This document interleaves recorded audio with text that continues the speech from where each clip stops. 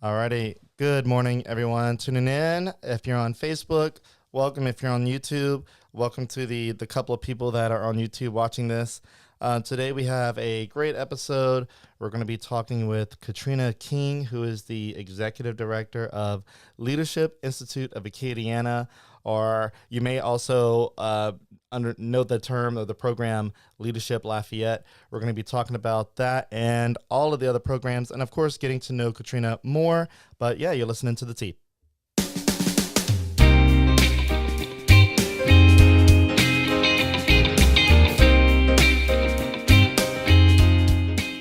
All righty, Katrena. I want to go ahead and allow you to introduce yourself and just to kind of let the group that's watching and listening kind of know who you are and what it is you do. Awesome. Well, glad to be here today. Again, my name is Katrena King, Executive Director of the Leadership Institute of Acadiana. I am new to this role. I started in December, so I have not quite yet made a year, but I am a proud graduate of Leadership Lafayette Class 34, which was last year's class. And at the end of my year in Leadership Lafayette, I believed in the program so much that I wanted to step into the role of Executive Director. So I went through the whole class last year, and at the end of it came out as Executive Director. Nice. That is quite the testimonial there. I mean, you went into the program and you came out the leader of the program. That's right. That's wild. So tell me a little bit about you. Are you native to Lafayette, or did you move here and you're now calling this home? What does that look like for you? So I'm not a native. I'm a Louisiana nomad. I've lived in a bunch of different towns, probably 12 or more. And I did spend some time near Lafayette when I was in junior high, and we would come to town in Lafayette back in the day. But now I live here. I've been here since about 2016 with my husband. So Nice. So you've been here, was that 6 years? It's been a while. Yeah. So long enough. So what cities have you lived in as long or about as long as Lafayette? What are some of the notable cities that you've been in? So I went to college in New Orleans at the University of New Orleans and spent a few years there. And then I lived in Baton Rouge for law school. So those were probably the longest standing areas. But as a kid, I grew up in small towns like Westlake over by Lake Charles. Wow. Lived in Shreveport, Franklin, Franklinton, all over the place. Okay, so you're definitely a Louisiana girl from what it sounds like. Definitely, yes. Yes. All right. So is it fair to say you were born in the Lake Charles area? I was born in Alexandria. Alexandria, me too. Wow. Yeah. God, it's such an interesting town. It is. Yeah. Never lived there, but born there. Yeah, I was born there, but we lived 30 minutes south of there. So our going to town days were usually Alexandria, and then our big days out were Lafayette, and then if we were taking a trip, it was Baton Rouge and sometimes New Orleans. Yeah, so as a kid, I remember going to Blue Bayou a lot. So what ultimately led you to calling Lafayette home? Sure. After law school, I spent some time clerking at the 19th JDC in Baton Rouge. And after my time there as a staff attorney, I had to go get a real job as an attorney out in the world. So I took a job in personal injury here in Lafayette and spent a year doing that. Personal injury, huh? Oh, yeah. All right. So is that like the Gordon McKernan type stuff? Not quite, but, similar line of work. Yeah. Okay. Is that a stressful line of work? Not stressful, just different. You have to have the right mindset to do that work. And it wasn't quite the right fit for me at the time. So what do you do full time? Is this program something you do full time, or what does your full time work look like? So my full-time work is running the Leadership Lafayette program and all of the other programs. My entire world consists of leadership work. And I spend every day meeting with people, running programs. I am a one-woman show, and I don't have any staff, but I do have a host of amazing volunteers that help me get the work done. Yeah, you kind of sound like me. When people think of developing Lafayette, they think that it's this sizable corporation, and I'm like, it's me. I have a couple of business partners and a sales rep or an account manager, but it's me. All the content you see, all the stuff, all the comments, it's me. Oh, yeah. So I understand the grind there. So tell me a little bit about the Leadership Institute of Acadiana and how that is an umbrella to all the other programs. Kind of start from the top and kind of how did this Institute start? Like, what are the origins and why did it start? Yeah, in 1987, the Leadership Lafayette program was born out of the Chamber of Commerce. It was the Lafayette Chamber of Commerce at the time. So we've been around for 35 years running this program specifically. And at some point, it became its own nonprofit. So we're a separate 501c3, and we do have a strong partnership with the Chamber, as most leadership programs do. A lot of And this them, is One Acadiana, technically. yes, Yeah. now it's One Acadiana. And so I work in the One Acadiana office, but all of my body of work is this leadership program. Nice. Mm-hmm. Okay, so what do these programs do for people? Obviously, it's one of the programs is Leadership Lafayette. That's the one I think a lot of people are familiar with, and I think another one's Intro to Lafayette. If you could like summarize it into something that people can understand quickly, what would that look like? Sure. It is professional development in the deepest sense, but it's also community building at all levels. So it's informing people of the state of Lafayette, the things that are there. Do we like it? Do we not like it? What do we want to do about it? Basically providing information and knowledge to people that might not have been exposed to those types of things, and then giving them the power and the wherewithal to kind of take their next steps on what they want to do about it. Yeah. Okay. So when people want to, I guess, take a program or enter into the program or apply, what does that look like for people? Do they have to be a business owner? Do they have to be a part of a nonprofit? Do they have to have all the charitable notches in the belt? What does that look like for people? So we take everybody. We're looking for all kinds of people, and that's one of the ways that our program really benefits the community and everyone in the programs is we get diverse viewpoints. So we want people from the corporate world. We want people from the nonprofit world and small business owners. We want everyone there because we really pride ourselves on the knowledge that is shared and gained in the group. We put people together you might not normally cross on the street. And a lot of people are kind of siloed in their work, in their sector and industry. And we really shake things up. We put 30 to 36 people together in a room for a year, and they get to know one another and all the challenges that come along with that. You said 30 to 36 people? Oh, yes. That's a lot of minds together. Exactly. And every single one of them is different. Yeah. Okay. So I want to know, what is the dynamic like when you have all those minds in a room? Because, I mean, this is from 8 to 5 during the day, really? Yeah. So the Leadership Lafayette program is like a year-long commitment that runs from February to November. And we're talking about a full Friday once a month, so an 8 to 5. And each of those Fridays is a different topic. So maybe you'll talk about education in 1 month. You'll talk about economic development in 1 month, and you'll spend a full day deep diving on that topic. So most of the people that are in the programs have more knowledge than others on one of those topics, but not everybody knows everything. And most people don't know a lot about a lot of the things that they learn in the program. So we spent a lot of time being intentional about, relationship building at the beginning. We have a 2-day retreat that's like a Sunday overnight into a Monday, and you go and you learn about who's in the room and you share a little bit about yourselves and kind of create those foundational relationships to bring you into the rest of the year. You get to know the personalities, who likes to talk, who doesn't like to talk, all of those things that go along. Oh, yeah. Yeah. Obviously, you have that many people in the room. You'll figure out who doesn't talk real quick because you have your introverts, I'm sure. All right, so before we go too far, I want to go ahead and get my sponsors mentioned here. So you may have heard about them before. The first one is the Music Academy of Acadiana. They're Acadiana's top choice for music lessons and all of the instruments that you're probably familiar with, all the major ones. So piano, guitar, drums, violin. If you want to pull off a Kenny G vibe, they have the saxophone. They even teach audio production. So if you want to learn how to mix music or even host a podcast or learn radio, they teach all of that. They have an in-house award-winning studio where they record music for some pretty big artists in the area. I won't go into mentioning them because I don't know if that'd be good or not for me to do, but they're pretty namely. One of them actually signed a deal with a pretty big record label, and I think even did a show or he's working with Snoop Dogg, so whatever that means for you. So they're founded locally by Tim Benson, who is a University of Louisiana at Lafayette music school graduate. A lot of words there, but he is the local owner, and the Academy has been voted as the top finalist in several local and national award systems.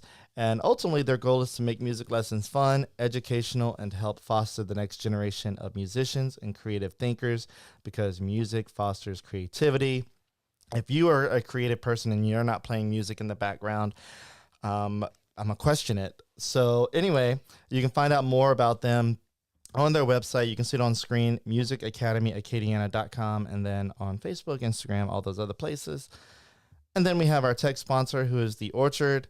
They are Acadiana's only Apple authorized service provider. So what does that mean? If you have an Apple product and it is broken, or you think you might break it one day, The Orchard will fix it the Apple way, as I'm saying it. That's not their words, that's mine. And so essentially they follow the Apple guidelines. So if you have a broken screen, they'll use Apple genuine parts and go through a checklist of making sure that that screen will work properly, just as you got your phone out of the box, originally brand new. And so they also work on MacBooks, any Apple device, and they also do in-home and in-office networking solutions too. So check them out. They have 2 locations in Lafayette, one on Ambassador Caffrey next to Buffalo Wild Wings, and then in Super One by Super One Foods in Karen Crow. And they also have a new location in New Orleans that just opened up. So they have 3 locations in South Louisiana, and they're also on their website, theorchardstores.com. You can book an appointment there. So yeah, check them out. And we will get back to our conversation of the day with the Leadership Institute of Acadiana Executive Director, Katrena King. All right, so Katrena, I think I'm just going to call it a quote because I pulled it from your information that you provided me, and it is this. You say, everyone has what it takes within them to be a leader, whether they know it or not, and your personal goal is to help others activate that. So when you say that, like, and you also have that your role as a people planner. Oh yeah. So what do you do? Like, how do you engage and how do you activate people to become leaders or a better leader? Sure. People really have a willingness to learn most of the time, and especially if they're applying for a program like this, there's an interest in gaining some knowledge. And so what I do and have done as a teacher in the past is help people understand their own strengths and skills and how they can use those to make change in the world. And so a lot of people realize that they're really good at things, but they don't realize they could turn that into a career, or they don't realize that they can use that to pursue their passions and volunteer for other things. And so I help them identify those things and encourage them, because in my own life, it's took a lot of people to tell me, like, I see something in you, you have these abilities, to really make me believe it. Yeah. And so when I think of that, I think of all the other people that might not realize what they're capable of. And so I think everyone is capable of becoming a leader. And so I try to push them gently into that role. Yeah. And I love that. You know, growing up, I always thought of the word leader as this, like, pie in the sky. You need to be a millionaire or a political figure. And, you know, being just in, you know, high school, I was like, you know, I don't think I can ever get to a point where I'm like a leader per se, but like, I don't know what that even looks like. And, you know, when you're in high school coming of age and you're trying to figure out life, what do you say to those that are maybe in places in life or economic socio statuses that they feel like they've been weighed down? What do you tell those people that they can achieve? Like, how would you communicate them potentially applying for a class or a program in the Institute? So all of their life experience is valuable in different perspectives.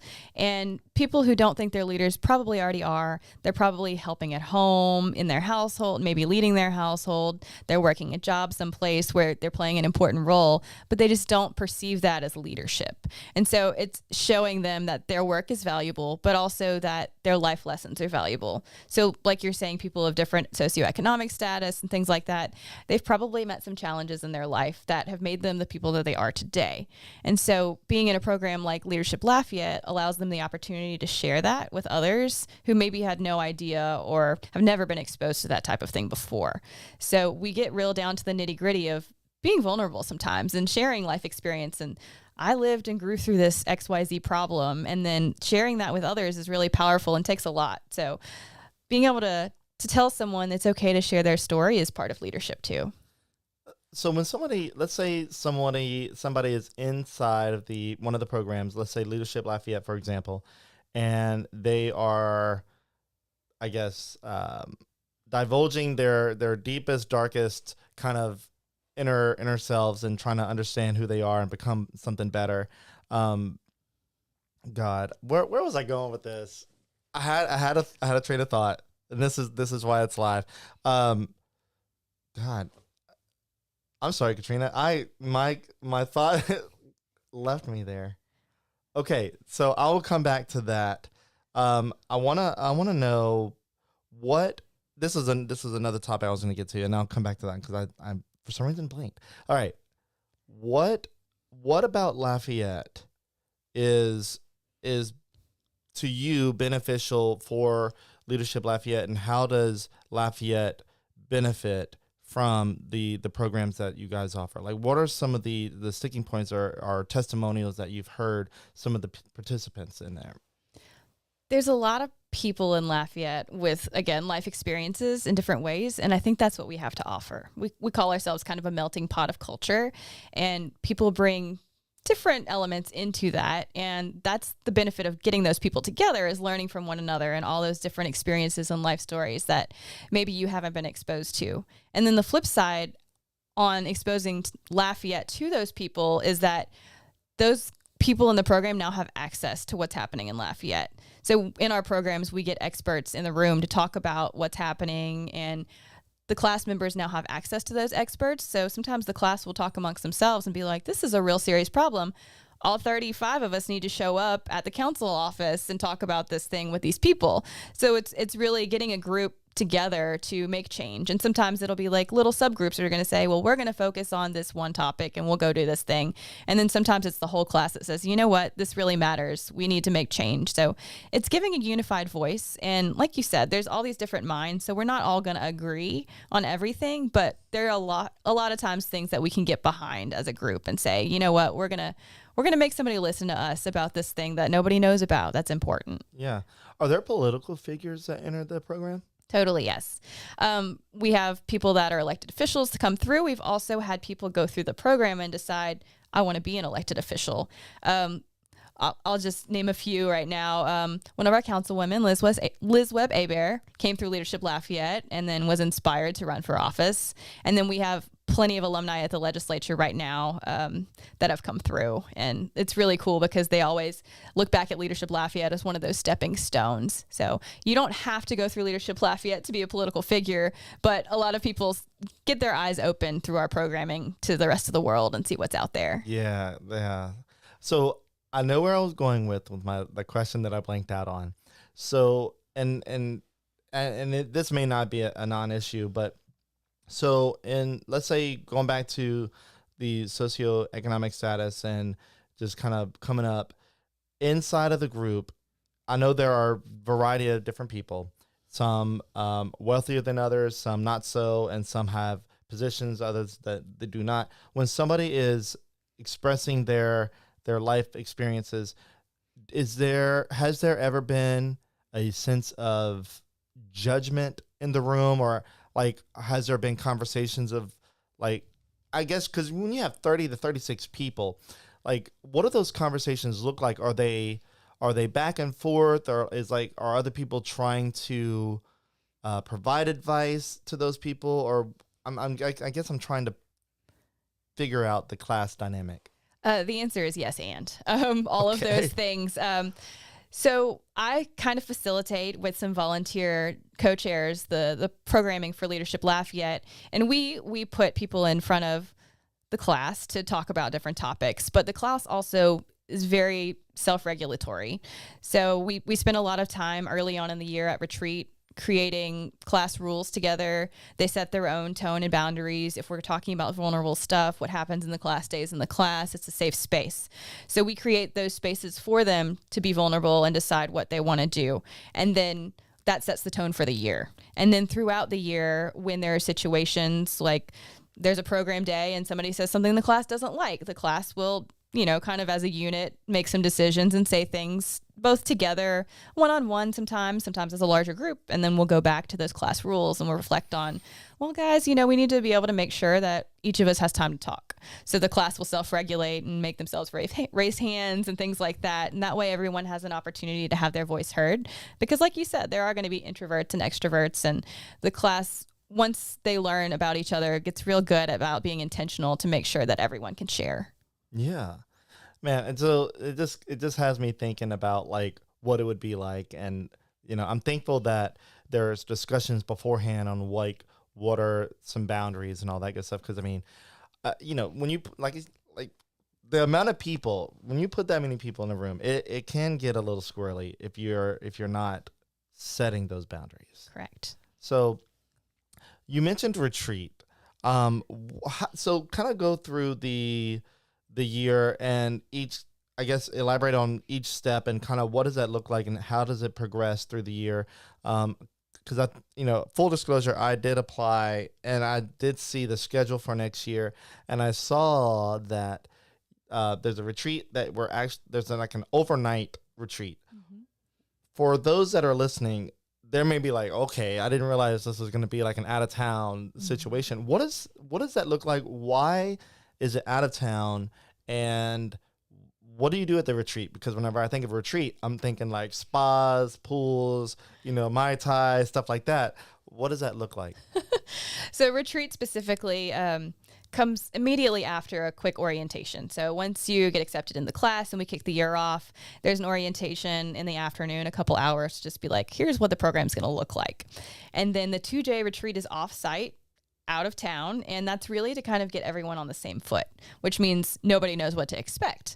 And we get them there away from work. It's intentional time to be together, and we really focus on team building and small groups and larger groups and debriefs. So it's kind of getting to know one another at a little bit of a deeper level before we launch you into the really heavy topics of the year.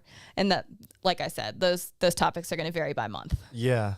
All right. So this is just me thinking like, going through the what ifs, lodging situations. So are people sleeping in their own rooms? Or are they bunking with another person? And how do those line up? So it is single occupancy. So you're going to get your own room, but it's not like there's television and anything like that. It's mostly you go back to your room at the end of the night and you probably catch up on work, because you are away on retreat. But everyone has their own room, and that's also so they can kind of decompress afterwards. Because we're talking a lot of heavy stuff, getting to know one another, life experiences, like what made me the way I am and all of that. So like people just need their space to be away. But then there's also space to like get together at maybe a campfire or something like that. All right. So there's campfires. Maybe. Look, Can't tell you all the secrets. No. God, that would be cool. Okay, so this is an 8 to 5 situation. Usually, most days. You said Fridays, one Friday of the month. Are meals included? What does that look like for people? Because again, thinking about the different economic statuses, some people don't have to worry about that. Some people may. They're like, am I going to eat?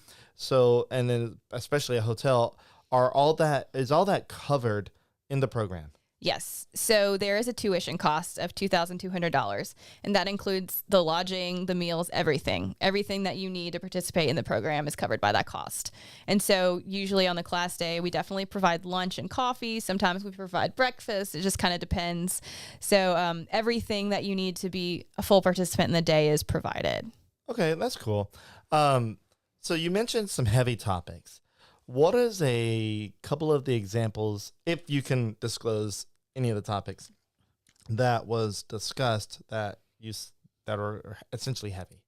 Sure. We have a day that's Community Needs Day. And so a lot of nonprofits will come and speak during that day. We talk about inequities in the community, hunger, homelessness, substance abuse, all of that stuff gets real deep, real fast. Even if it's not something that you've been exposed to directly, you probably know someone that's had a challenge with those things. So it can get really personal on that day, hearing from the speakers and then thinking back in your own life about the parallels or things that you want to change because of that day. So that's just one of the topics. We have Education Day. So talking about the challenges in the education field, both at the K-12 level and higher education, there's a lot to unpack there, a lot of problems to analyze. And so that's the kind of thing I mean when I say heavy. So when you say heavy, does that mean that it gets heated?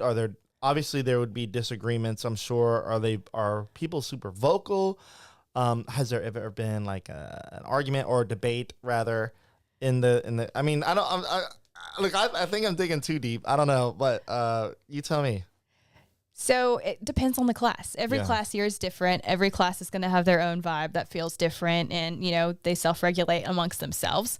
And every year we have different speakers as well. And so sometimes the panelists might talk with one another in different ways about different perceptions of different topics. And, depending on where you're coming from, that can get real interesting.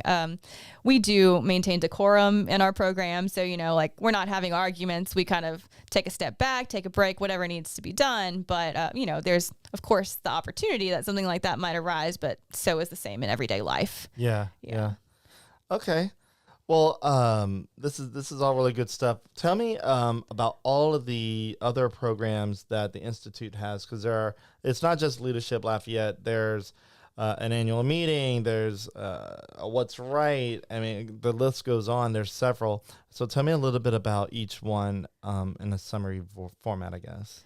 Yeah, we have several programs, and you kind of think of it from the heaviest level of commitment down. So Leadership Lafayette is about a year long, and that's like the biggest commitment that we have.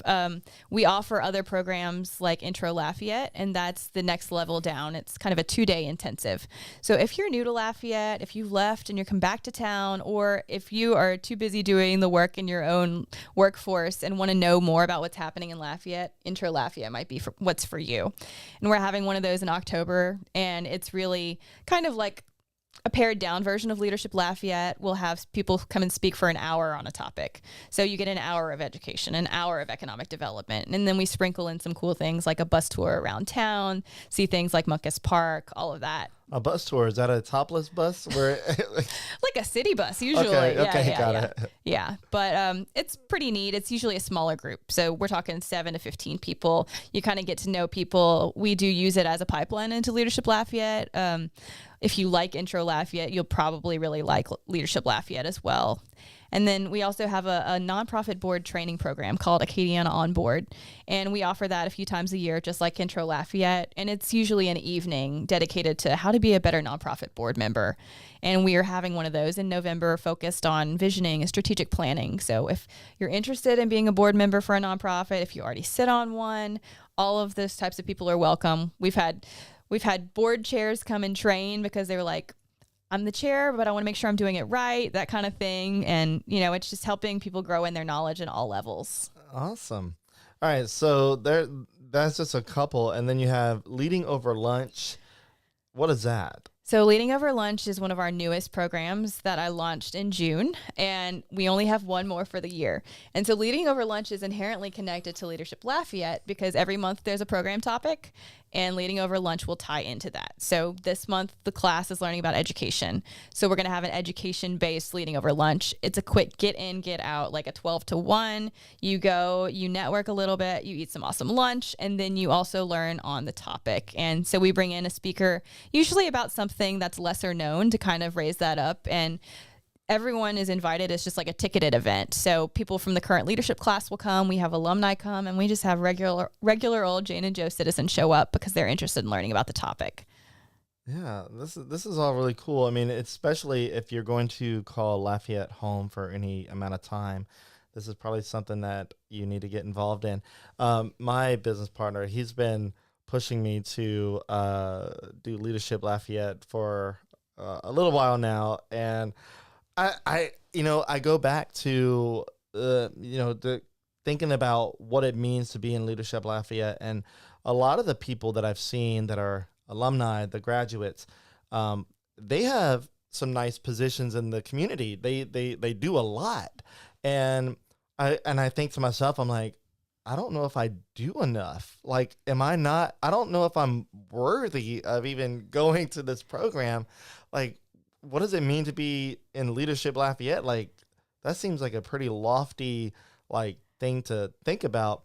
And that's why I mentioned in the beginning, with people's different economic statuses, some people don't feel like they may be a leader or in anywhere near that degree. It's just really neat to see all the different people that have graduated, because I've seen people that I know personally, and then I've seen people that I've never known before, and then I'm like, wow, so I should get to know those people, and so I'll try to bring them in to interview them and to kind of understand who they are. So it's a really neat thing to see the broad spectrum of people that actually do graduate, but there are some people that have been in really great positions in the community. Pro tip, if you go to our website under the Leadership Lafayette tab, there's an alumni list, and you can see every single person that's gone through our programs from last year's class all the way to class 0 when it was founded. Wow, so back into 87? Yes. Wow. So you can go skim those names and really see, like, I didn't know all these people that I already know went through this program. Mm-hmm. That is really, really neat. Okay, so I want to know kind of what is your thoughts on where Lafayette is today. You obviously have been here since 2016 as a full-time citizen. How does Lafayette look to you compared to, I guess, other comparable sized cities? I know Waco, Texas is very similar sized. I know there's some other cities. I think it might be Greenville, North Carolina, maybe, that have had trips. So what is your thoughts on Lafayette and what it looks like today in comparison? It feels like home, and my husband and I have chosen to make our home here. So like, we're not looking to leave anytime soon. And there's several reasons why we like it here. And when I say it feels like home, it feels accessible and not too big, has that smaller town feeling, but there's so much potential. Like, we really pride ourselves on culture and food here, and that's what makes it unique and special. But we also have the ability to grow and make Lafayette more of what we think it should be. And that's going to look different for everybody. But I think Lafayette's kind of in a space where we're straddling that line between keeping to our traditions and growing in new ways. And I think that's the perfect sweet spot for a community. So, being able to welcome in new industries, but also what makes Lafayette attractive to retain people here. So I think we have some great bones, and that we're looking to build in new and exciting ways. And so maintaining all of that is important. What is, for you particularly, what is attractive to you to Lafayette? I mean, I know you said small town feel, which I totally get that. But like, what, out of all the other cities that you've lived in the Louisiana area, especially even New Orleans and Baton Rouge, I think, right? What about Lafayette really just like solidified your thoughts on like, okay, this is where it's at? Obviously, it's got good bones, but like, is there something that you can put your finger on that was like, okay, this is why I feel good here? I think it's the people. And it's not that the other cities don't have people. It's a certain type of people here. People are welcoming. And, for somebody that's moved around their whole life, that's important to me. Being able to find common threads and communion with other people in the community is really cool. So people know everybody here, and plugging in to making friends has been real easy. And that makes you feel like you want to put down roots. But also, my husband and I like to travel to other towns and listen to music and different things like that. And we can do that here too, but a lot easier. We don't have to go through all the hoops of like going to New Orleans and getting a hotel and doing all that. We have that here. And so being able to access those things easily on a weeknight is really cool. Yeah. Do you bicycle any? I don't, but I run a lot. Oh, you run a lot? Mm-hmm. Okay.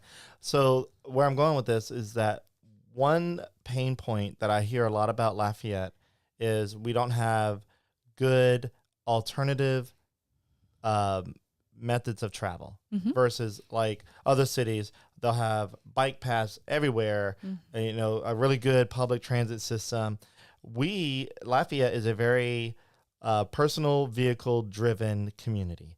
And there have been several people that have commented on posts that I've made on my page that have been from out of the state, even out of the country, and they come here without a vehicle, and they want to come to Lafayette because they hear about the food, the culture, and kind of what we have here, and they want to experience it, especially during festivals and all that good stuff. But they come here and they go, I can't get around your city because it's so not expansive to where, not that we're a big city, but you can't bike everywhere here. And there's even sidewalks that even people that are in wheelchairs or that need, to walk around with canes or anything, that they have a hard time walking around because we have tree roots growing through the sidewalks. Even in downtown, which you think it should be more readily accessible. But I guess is Leadership Lafayette a place where is that a topic of conversation? Like, how often is that talked about? Like, why isn't that being fixed? Kind of, what are your thoughts on that? No, absolutely. That's exactly the type of topic that we would shed light on. Depends on where you work in town. If you work in certain areas, you might not realize that sidewalks are a problem.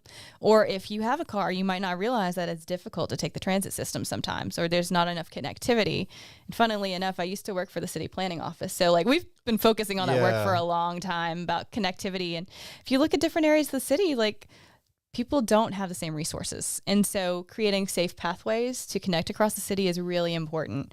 And those are the type of topics we shine the light on in Leadership Lafayette. That's awesome.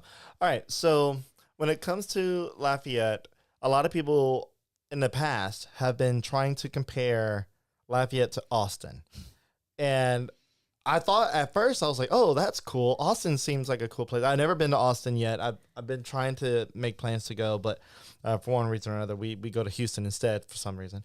And Houston's great, but a lot of people compare Austin or Lafayette being the new Austin or wanting to be the new Austin.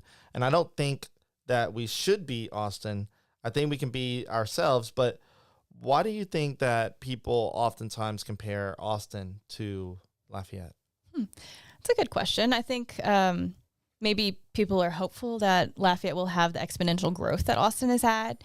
And like I said, I think we can kind of hold the tension of being in the middle and maintaining our roots and our history and tradition here without, doubling over 15 times like Austin has recently. I think there's a lot of music in Austin. There's food in Austin. And those are things that we have here too. And I think maybe that's some of the reason, the culture is why we create that connection. Yeah. We were talking with some friends and I to just kind of in our private, and we were trying to figure out why Lafayette is different. And one of the things that we basically talked about was comparing other cities. I think we were talking about even other states and basically attempting to do what developing Lafayette does in other cities, and why it may or may not work is that the community here feels so much more close-knit than other cities may. I'm even on the board with Maddie's Footprints as a nonprofit here, and they were talking about Baton Rouge. We just expanded to Baton Rouge to try to provide support for families that lose an infant there, and we were all talking about how hard it is to, I guess, I don't know if penetrate's the right word, but grow in Baton Rouge. There was already a nonprofit that was in existence that we took over their operations, and essentially we did gain some of their potential reach, but we're finding it harder there to gain traction in the local hospitals, the doctors, and all the people that made Maddie's Footprints successful here. We're finding it hard to duplicate in Baton Rouge, and we were kind of having discussions on why we think that is, and one being Lafayette being close knit, and then Baton Rouge having maybe so many new influx of families that move in and out quickly that maybe they haven't established roots to feel like they are a community body. What are your thoughts on that? We're only an hour away from Baton Rouge. I know Baton Rouge is bigger, but I don't know why is Lafayette so community driven? Even Lake Charles doesn't feel as community driven as Lafayette does. It's just a strange thing that I'm seeing. You know how I said the people are different here? Yeah. I think it comes from the willingness to share and be open with others. So when you come to Lafayette, we're going to welcome you into the community. And I can attest to this as a transplant. I've been welcomed in, and others have shared things with me, all of the cool things about town and stories of the past and history. And when people are open with you, you feel more welcome and you feel more integrated into the community. So even as someone that comes from the outside, I feel like Lafayette is very willing to like openly accept you and welcome you into the community until you feel like you're from Lafayette. Yeah, yeah, and I fully agree with that. And I just think it's interesting that the South, as just a broad stroke, gets such a bad rap on, especially current times over the past couple of years. And I don't know, like if I have the ability to see it or not, but I feel like we are a super welcoming community, and we have our faults, but I just when people say, oh, South Louisiana or the South is so backwards, I'm like, we may be in certain parts or certain aspects, but like as far as like being able to accept people, I feel like we're pretty accepting of people here. I mean, do you find that, or are we, or is it a weird shroud that we're seeing? I think that everywhere you're going to find people that are going to accept you. And I do think that Lafayette, again, has that extra space where they're willing to accept people of all kinds, because we're all different people. And the flip side to that is we're not perfect people. And so we are always going to run into challenges of people not feeling welcome for whatever reason. But, that's going to be on a one-on-one kind of basis. And I think overall, people here are willing to just be open to others. And I think that's maybe something we've been taught over time. Like you said, we've been raised in the South. And while we do have a lot of work to do, I think there are people creating spaces, including at Leadership Lafayette, where you can kind of talk through some of those things. Like, how did we get here? How can we make it better if you don't think it's as good as it needs to be? And kind of exploring some of those concepts. Yeah, that's great. Now, kind of going to a closer kind of topic. What is your thoughts on the South Lafayette compared to North Lafayette? North Lafayette is by all means considered a food desert. South Lafayette has ample grocery stores, and a lot of people say too many, and there's a brand new one getting built. But North Lafayette, and when I say North Lafayette, I mean like from just north of downtown and right under I-10, that little corridor, a lot of people in that area, and I see their comments, why can't they get the same businesses and the same type of, I guess, economic environment that the South is seeing with all of the growth? I mean, we have, of course, we're not going to see multiple locations of Costco, but like we have a lot of growth in the South side. And I live in the Cairn Crow area, so I'm always in that north side area. What do you make of the two different areas?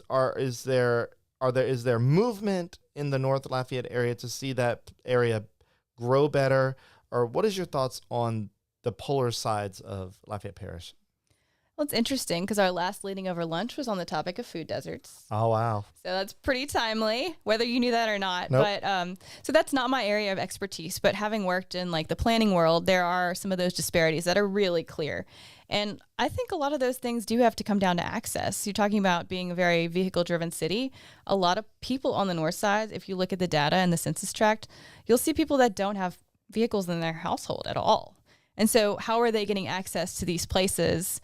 And so who knows? I heard at the Leading Over Lunch that a lot of big box stores have all these metrics that they try to calculate and things like that. And so some of those things might be the reason why there's not as much development on the north side. But I think there are a lot of people out there doing good work to make that change. There are a lot of organizations like Mandy Mitchell at LEDA is taking strides to make sure that this happens. And then the folks that spoke at my Leading Over Lunch, Angela Morrison of United Way, some of the folks at LCG, Hollis Conway, Mary Slyman, they're part of an effort to make sure that the North Side has access to better food options. And maybe it doesn't look like silver bullet solutions of a Costco or a big box stores, but other creative ways. And there are people in the community creating markets, farmers markets, to create fresh access to food. And so I think it's just taking the time in increments to make the right decisions about what should go on the north side. And I think it should really be driven by the community that lives there and not someone on the outside trying to fix problems for the community. So I think we need to do a good job of listening to the voices there to figure out what their needs really are. I completely agree. I think it needs to come from the inside.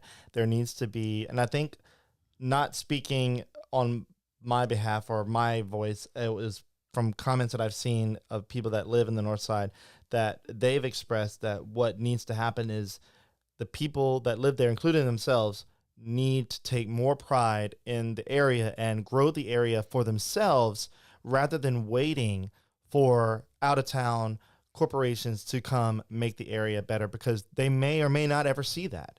And so companies like Cafe Coachella renovated the Taco Bell. The Taco Bell was a dilapidated building. It was falling apart. Cafe Coachella renovated that building. It looks amazing. Yeah. And then you have the Daiquiri Depot. They took over the old Wendy's. Now, I know daiquiris, love it or hate it. The building is now better looking. It's operating. And then you have the place right next to it. I think it's a hookah lounge and like a bar. That place is packed every weekend from what I've heard.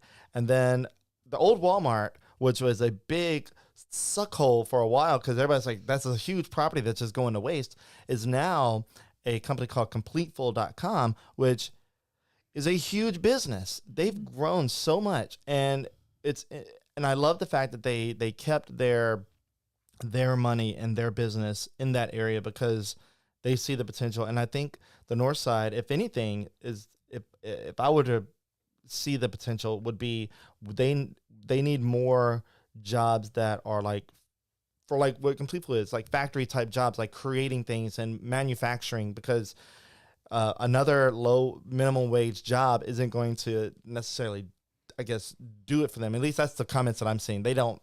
A lot of them say we don't want another minimum wage job. We want like the big guys that pay a lot more money.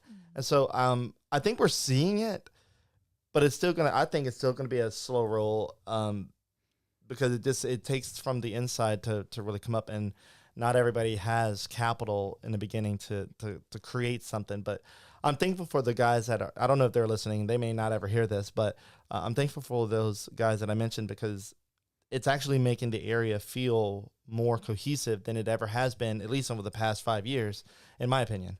Yeah, no, I think there are a lot of people out there doing the good work, and it feels like a very grassroots movement, like people starting businesses or expanding businesses that have been around for a while. And I think we have to pay attention to those folks. Like, they're putting themselves on the line, their own livelihood, to make their community better and to provide access to a need that is there on the North Side. So keep paying attention. Like, you'll see things popping up on the North Side. I know you've noticed, but there are a lot of small businesses and people doing really cool things. And so historically, the North Side, Four Corners, was an economic driver, and all things come back around. So I really think there's some great potential for the people in the neighborhood to like raise it back up to where it once was, and keeping the place safe as their neighborhood at the same time. Like, why can't we have both? Yeah, indeed. All right, so we're getting close to time here. So, Katrena, I want to go ahead and show the website for people. So this is the homepage for the Leadership Institute of Acadiana, and you can browse their programs. You can read about them, and you can just kind of scroll and see more information and all that good stuff on the different programs they offered. And then, like she said, you can find the alumni all the way back from class 0, which is crazy that they have all that historical data still there, but it's really neat. So you can view all of that. And then also you can view the teams page, and you can read up a little bit more about Katrena and who she is. If you didn't get enough here, you could probably get some more there. And then if you're interested in signing up for Leadership Lafayette or any of the other programs, I mean, the website has all the information that you need right there with the programs. Just get with them, and if you have to apply, you'll find the information there. Or if you need to contact them for more information, obviously you can do that with their contact page. And if you need the website link, it's leadacadiana.org. Simple enough. Anyway, Katrena, is there anything that we missed? No, I think just encouraging anyone that's interested in Leadership Lafayette to apply. You don't have to be a leader yet. Even if you think you're not a leader, you've got what it takes. And so if you have questions or hesitancies, reach out to me. I have the opportunity to Zoom or have coffee, and we'll just talk through some of it and see where you land. All right. That is awesome. Well, Katrena, I appreciate you taking the time to come on. I know Thursdays are usually not the days that I do this, but if I mean, over the past year, I feel like I've done more Thursdays than I ever have. So feels like I'm starting to add 2 days to my schedule a week. But I do appreciate you coming in and talking about Leadership Lafayette and the Institute and all the other programs. Thanks for having me on. It was great. All right, guys. Well, that is it. And I really appreciate you listening. And if you want to listen to the audio, I'll have the audio up in a few days. We have it on Spotify, Apple, all those other places. And if you want to watch the video, you can, of course, watch it here on Facebook, or you can go to YouTube. It'll be there recorded, and you can scrub through it for all the highlights if you don't want to watch a whole hour podcast, which I don't blame you. Sometimes watching a whole hour is tough, but you can listen to it in your car. So anyway, with that, we'll have you on the next one. Listening up, we have Ash Reese, who is a cartoonist who has a popular cartoon set of episodes on YouTube that many of you may know. I'm not gonna spoil it yet, but it's popular, millions of views. Anyway, we're gonna have him on. It's gonna be interesting. So anyway, we'll see you in the next one. And Katrena, again, good to have you.